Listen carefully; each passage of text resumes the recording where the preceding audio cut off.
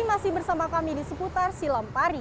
Dusun Sri Pengantin, Desa Pasenan, Kecamatan STL Ulu Trawas, berada di kawasan Taman Nasional Kerinci Sebelat. Dusun eksotis ini termasuk nominasi Anugerah Pesona Indonesia API Award 2020 untuk kategori destinasi unik. Berikut laporan khas mengenai Dusun Sri Pengantin yang masih alami tersebut. Beginilah suasana menuju ke Dusun Sri Pengantin. Kita mesti naik perahu motor sewaan. Perjalanan dimulai dari dermaga Desa Pasenan, Kecamatan STL Ulu Trawas, menempuh perjalanan selama 2 jam.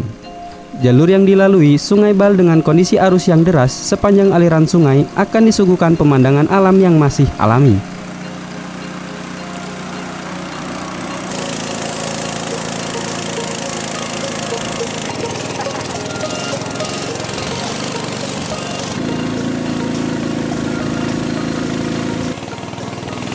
Serta sejuknya udara dan rindangnya pepohonan di sepanjang aliran Sungai Bal.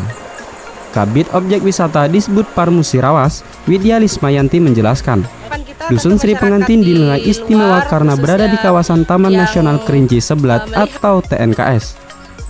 Kemudian pemandangan yang alami dan dusun itu tersebut masih terisolir, sehingga sosial masyarakat dan budayanya masih unik. Kemudian ia mengajak masyarakat Musirawas, Lubuk Linggau dan Musirawas Utara untuk mendukung Dusun Sri Pengantin Kabupaten Musirawas yang masuk dalam nominasi API Award tahun 2020 kategori destinasi unik.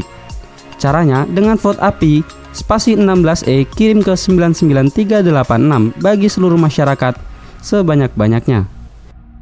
Harapan kita tentu masyarakat di luar khususnya yang melihat acara Pesona Indonesia, Anugerah Pesona Indonesia itu akan lebih mengetahui potensi yang ada di Dusun Sri Pengantin itu sendiri, sehingga dusun kita khususnya masyarakat Sri Pengantin dan Kabupaten Musirawas lebih dikenal masyarakat baik di Indonesia maupun ke mancanegara.